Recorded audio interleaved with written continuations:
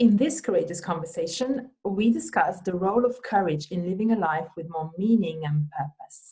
I'll be joined by Irina Sanchez de Lozada, a success strategist and a coach for corporate professionals who have reached a growth ceiling in their career. Irina's created her coaching business because she's been on that journey and she managed to break through that ceiling and create a new level of success for her. She's passionate about personal growth, about living with purpose, doing what you love, and most of all, waking up every morning with a smile on your face, feeling truly grateful for the beautiful life that you have.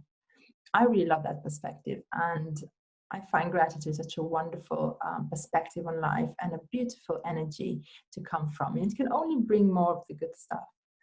So I'm really excited to hear Irina's perspectives and insights around courage, and also her tips on how she manages to live courageously. So enjoy. Hi, Irina. It's so great to have you here. So, like I said, I'm joined by Irina, who is a dear friend and an amazing, inspiring coach. And we'll be talking about courage today. How are you, Irina? Hi, Moitza. So glad to be here. Thank you so much for inviting me. Very well. I'm very excited.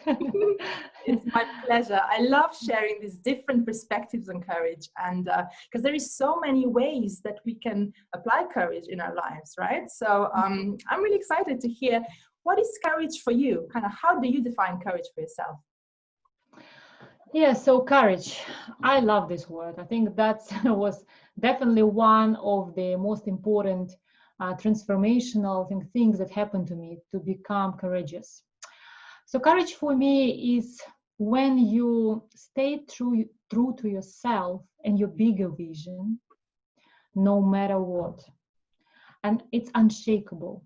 And I think that requires courage, because when you're on this way to your big dream, big vision, and you are like driven, it always has to come with this out of the comfort zone experience. And that's where courage comes in, right?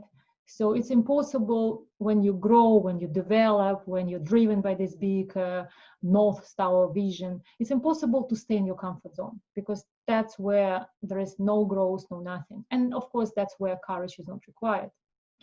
But as soon as you start this purposeful journey toward this bigger mission, courage pretty much needed every single day. And then out of the comfort zone experience comes with courage. And then it's almost like if you don't use the courage, you will stay where you are. And you will not move at least as far as you wanted and possible. And imagine for yourself. So that's for me what courage is, briefly. Yeah. Oh my God. It's so true. I mean, I so resonate with that. It's about taking that step out of the comfort zone, because that's the fearful one. Like, oh, this is unknown. It's uncertain, right? That's where we need to bring courage, exactly, to combat that fear so it doesn't stop us. And one more thing I would say as well about the comfort zone. It's called comfort zone, but actually, I think after a while it becomes uncomfortable. And we start to, if we don't move forward, I think stagnation is not a real thing. You start to go backwards. You know what I mean? As the world moves forward, if you don't go with it, with the natural kind of process of life that is to grow and develop and evolve, it's going to feel like you're going backwards. Oh my God, I just had an image in my head. You know, when you're in either in a bus or in a plane or in a train, and the train next to you, you're standing still, but the train next to you starts moving. You feel like you're moving, but you're actually standing still. It literally just occurred to me. That's an analogy. Exactly. So it's like either you will lead the change or the change will find you, but then you're not going to be the leader. You're not going to be in the driving seat. You're going to be led. And actually, that's not exactly the way. And changes do happen. It's part of life, right? Yeah. Changes and things move, as you say, and then develop. I also a lot use this so-called comfort spectrum. So if you imagine the comfort spectrum, like on the one hand is -5, on the very end, on the other end is +5, and in the middle is 0. Mm-hmm. 0 is the comfort zone, right? Comfort zone equal autopilot. Yes. Because when you're in your comfort zone, things are so kind of not only comfortable, not only familiar and certain, it's like you know what will happen next, right? And then that's with time becomes autopilot. And that's why, as you said, when you stay too long in this comfort zone, without using your courage to get out of it, it's like you end up in this autopilot mode and you don't really see how life passes you by. Not only change is not happening, but it's also like, are you really living or you existing? And then I think what is this +5 means is this sleepy dog on my picture is like sleepy dog who is like can't be bothered. He's so lazy, so comfortable, so like you're sleeping. Yeah, he's okay, he's sleeping, but it's almost like you can't even wake him up because he will be very upset. Somebody's wanting him to do something. And I don't know how many times I meet people who are so comfortable when they are in their careers that they become this kind of can't be bothered type of people. And then the other spectrum, by the way, which is the other extreme, -5, and it's the way this hedgehog almost, right? Is when you challenge yourself every single day, like challenge and out of the comfort zone.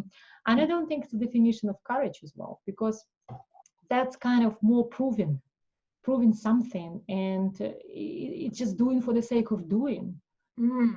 Courage this is also fear driven, ego driven. Because if you don't prove, you will like fail in a way, right? And that's why you have to do and be challenged and achieve this kind of very intense energy, which is the other extreme. And it's definitely maybe not in a comfort zone, but it's also so far away. It's not really what is true to you. That is another extreme, as I say. Yeah, and I just had a thought, because my view of courage is that it's when you said this, when this mode of being, this having to prove something with pushing yourself and pushing, it's not necessarily courageous if you're pushing. If that is your autopilot, if that's how you operate without thinking about it, without choosing it, but it just kind of, it's your autopilot, so kind of a auto mode, how else should I call it? Yeah, it is. A comfort zone is different for different people, right? For certain people, that can become a comfort zone. And actually a courageous thing for them, I think, would be to stop, look at their life, maybe take a break, maybe slow down. I think that can be very scary, to slow down for a lot of people, because the world seems to be dictating this quick pace.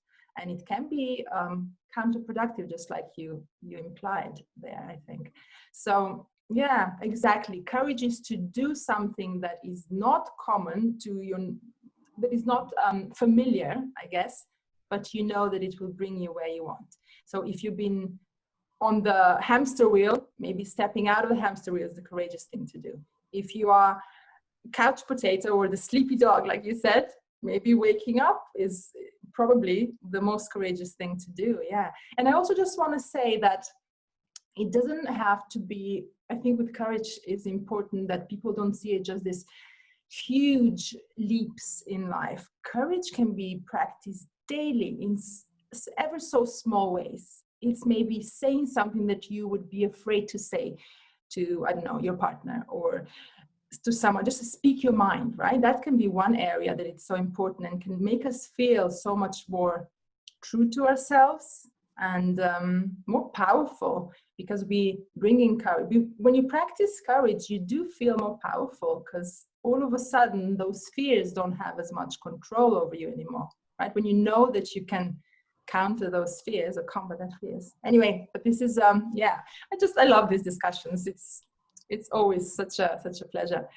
But what I want to add, by the way, on this topic is that for me, courage is a muscle. Yes. It's like the muscle, like any muscle, you need to practice to make it strong, to develop it, right? Exactly. And then also, like even with the muscle, when you didn't go to the gym for a long time and then suddenly decide, okay, now it's time to go to the gym and get fit, and then you go, and imagine if you start like literally trying with this a lot of exercise, like really hard routines, like trying to, I don't know, strengthen your muscles very fast in a very short period of time. Jesus, not only your body aches, I don't think it's even, first of all, you will not work out for I don't know how long, because it's going to be very painful. And secondly, I don't think it's the way to strengthen the muscle. And the same with courage is like, you don't need to be overwhelmed, because getting out of the comfort zone and this whole courage process it's already overwhelming in a way, right? Because you are getting out of what you know and where there are no risks towards this different risk-taking route, right? And that's why making very big leaps, as you say, and incredibly big changes, it's not good. It's not only overwhelming. I noticed that people usually procrastinate even, because when it's so overwhelming, you prefer not to even start. And then when procrastinations come in, and then you never be courageous enough to act.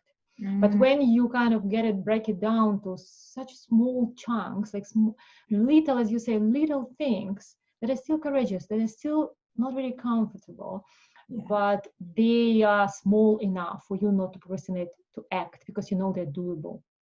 And for me, the kind of the courage also is equal to be excited, but also be a little bit of scared. Because that's when it means that you need courage. Because if you're just excited, not scaring, then it's just exciting. But when it's a little bit scaring, that's where the courage needed, and that's kind of the small things matters most. Exactly. I love that you said that, because that's how people can recognize it, right? Anyone that's listening now. Courage is when you are taking that action that scares you a little. I mean, it can scare you a lot, right? I'm not saying that firemen that are running into a burning building aren't courageous. That's like heroic, right? that's proper heroic. But what we're talking about is that courage that we can practice on a daily basis and strengthen it like a muscle. Exactly.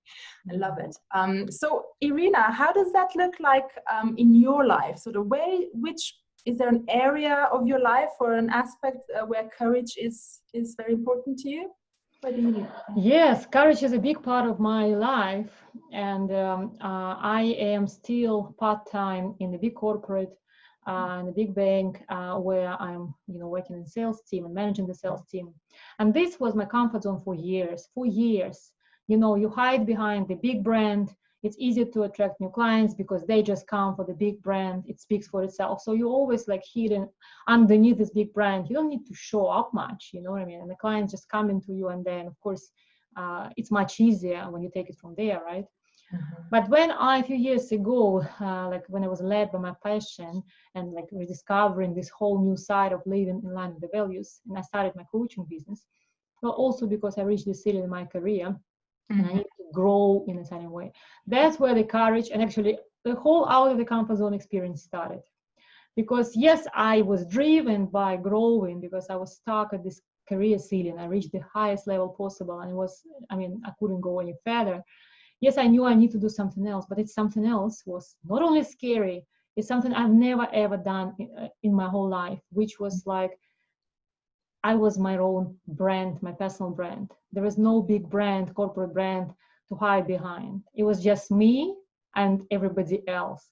Me saying like delivering my message, either it's videos or posts or lives or in whatever way, right? And this something was super uncomfortable, Jesus. And that's again, it was pretty much every single day I had to challenge myself. And of course, it took me a while. I was procrastinating. I found it all possible excuses not to do it. But then in my case, when you reach the ceiling, yes, you could delay it for as long as you want, but the ceiling is still there. And, you can be comfortable and not satisfied with it, but then it's like enough is enough, and you say, okay, no more, it's enough. I'm sick and tired of this. I need my growth. I want to make a contribution. I want to help others, not only generate revenue to my bank.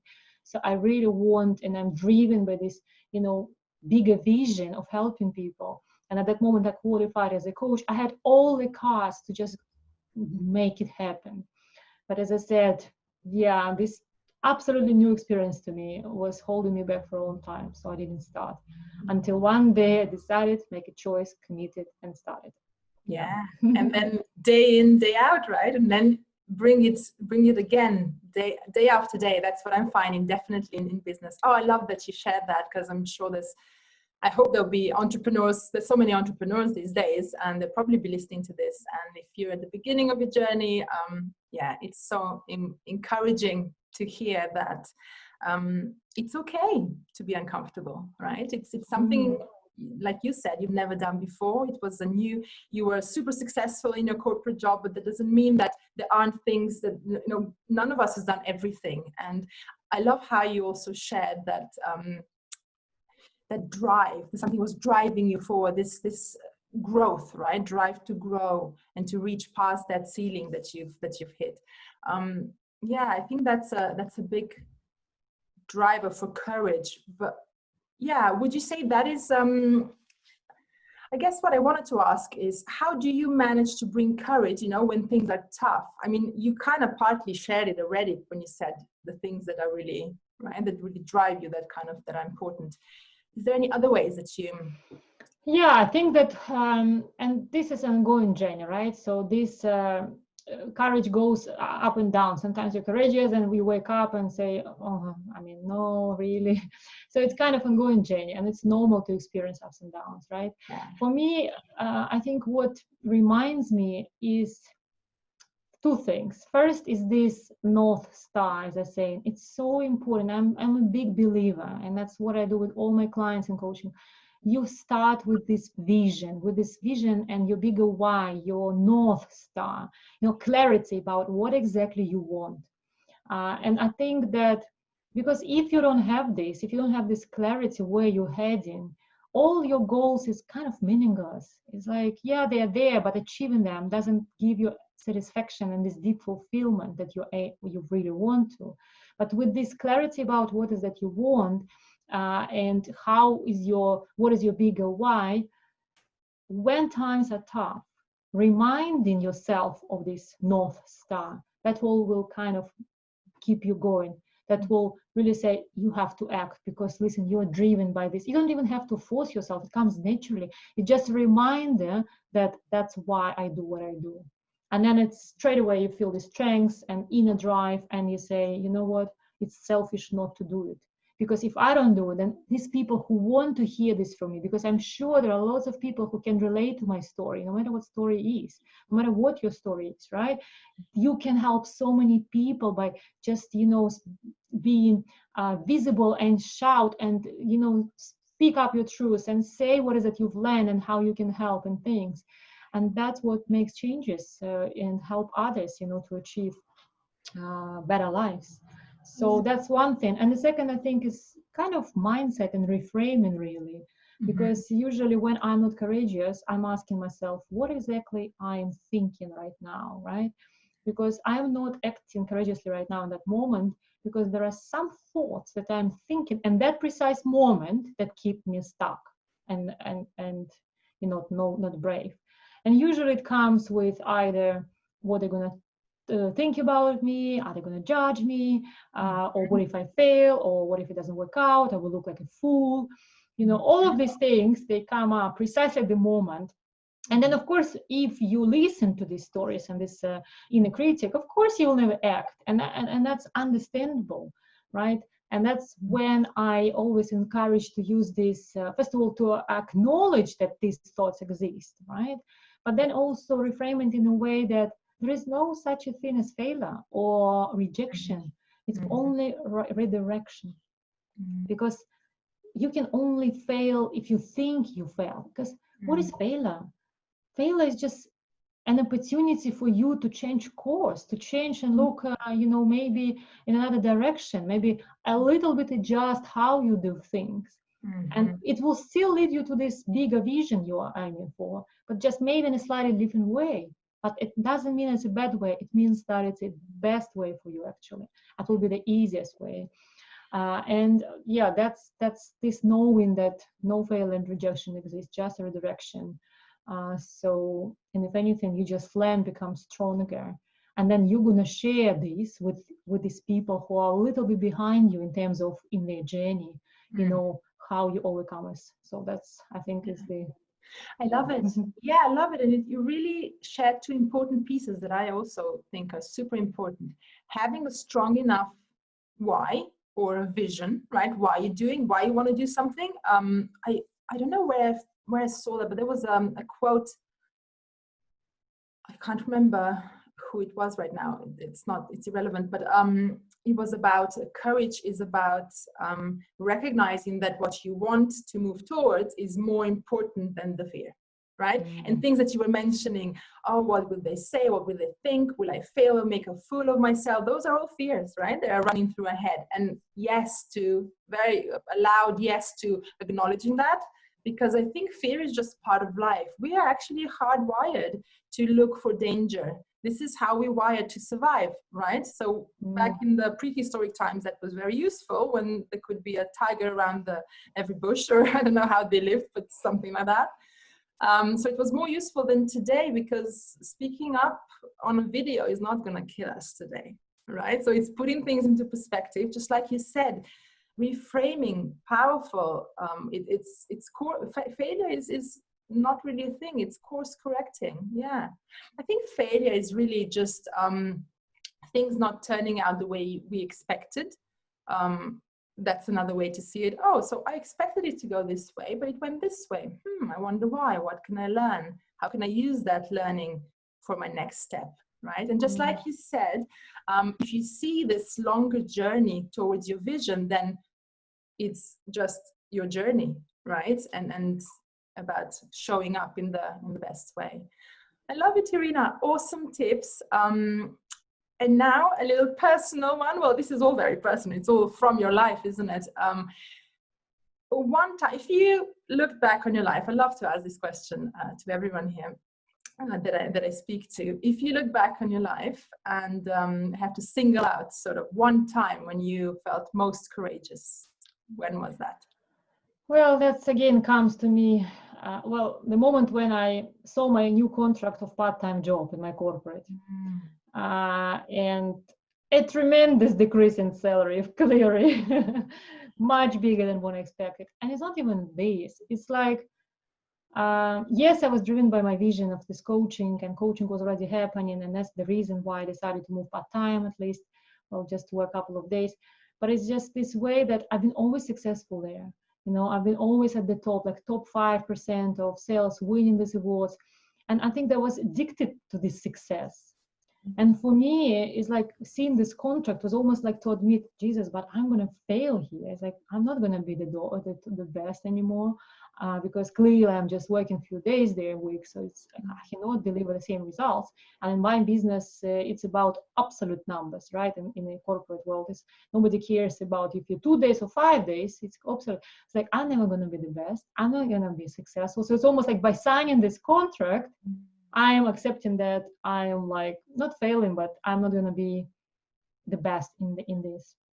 And then I think that's the problem with the courage, is that not the problem is with the courage, it always comes, what are you losing or what you're going to gain instead? And I think that's the key. In that moment, of course, there are a lot of disadvantages of like quitting your corporate job, like in my case, or decreasing the hours, not only salary, like all these health benefits and whatever, a lot of perks. Like, but what I will be gaining when I do this is that I will focus on making the difference to this world, you know. And I already was getting these clients' results that made me emotional when I received these gratitude letters from them saying, thank you so much, you really changed my life. And that's what I was decreasing my, you know, corporate job involvement, because I wanted to receive more of these messages. And it was only possible if I signed this contract and with courage, I move on to this next new chapter, which is different, less certain, more vulnerable. You have to be more visible. You have to promote yourself, a lot of things, but at the same time, exciting, meaningful, and more important, transformational for everybody. So I guess that's where I really had to use my courage muscle, but it was the best thing that happened to me. Yeah. So. Oh, amazing, Irina. And I'm sure many people, your past, present, and future clients are grateful and will be grateful for you for doing that, because you are bringing your amazing light and gifts to the world, and I so love it. Yeah, it's such a great conversation, isn't it? I feel that we could go on for hours. But unless you have any other tips to share as for anyone who's listening, how to live courageously, is there anything else you'd like to share? I think just to finish off, I would say that courage, even if you live now and everything seems okay, nothing is really like needs improvement in your life. sometimes courage is requiring to actually slow down and think about what is this drive inside, where you're heading in life, what is it you really want, not what everybody else wants, not what this social pressure tells you need to have, be, or do. What is that you really want?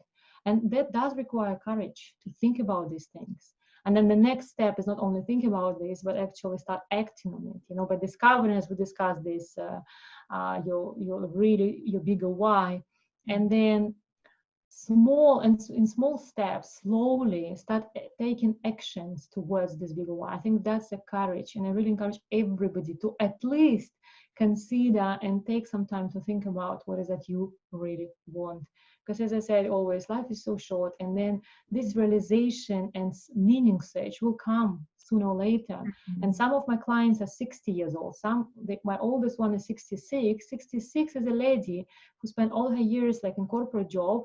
And then suddenly at 65, she decided that she needs to search for meaning. And her only regret was that, oh my God, why I haven't done it when I was 35, 30 or 40, anything before 65, right? Yeah. Yeah. And I think it's an idea. It's like asking yourself this question today, after seeing this video, is about, okay, if I keep my life the same as I am now, and then I'm 85 years old, looking back, will I have any regrets about how I live my life or not? Yeah. And I think that's the answer you want to have, and see where it will take you, and use courage muscle to really live it. Oh my God, I love that, Irina. I love that. And it's so true. I just want to comment on that. It's a great barometer to see how happy are we with the trajectory of our lives, right? If you imagine yourself at 85 not having loads of regrets, it's probably not the right path, right? And sometimes it takes so little to course correct, and then you can have just a small deviation, but over time that will be massively different. It can feel okay, like we were speaking, right? It can feel comfortable. Oh, I'm doing all right. But just finding those few tweaks that would make you feel like you are more true to yourself. And when you mentioned the regrets, right? Looking at the end of your life, there's this woman, author Bronnie Ware, I think. She wrote the book where she was speaking to people on their deathbeds, and did the research and knowing of the data analysis. And the top regret of the dying is that they didn't live more true to themselves. The top regret. And she I have a quote somewhere written down by her that all regret in life is due to a lack of courage. And I think that's so true. It's as long as failure, success, everything is less important than you giving it your best shot. Because when you do that, when you are acting courageously and stretching yourself, right, like we said, outside that comfort zone, you grow, right? You'll grow as a person, and you can be just feeling happier about your progress, about your personal journey, not just what you create. Of course, it's about we create everything around us when we're being different kind of people. When we grow, we create different things around us, but it's about the growth itself as well. I think that's the courage. It's worth to practice courage just for that as well. Yeah. So thank you, Irina, so much for joining us today. And whoever's listening, think about maybe an area in your life, however small, however big. Just think of those things that don't feel a little bit off. And just like Irina said before, what are those areas that you that maybe keep coming back to you and you're not taking action on because you're like, ooh, I'm scared. You're excited, but then you're scared and you let that stop you. So maybe lean into those edges and see what's the smallest step that you could take to just inch yourself a little bit into that direction, and the courage muscle will start getting stronger that way. So thank you, Irina, so much. Anyway, thank you for inviting me. It was a real pleasure. Yeah. I really love this topic, ladies. So it's amazing, isn't it? Bye, everybody. Bye, everybody.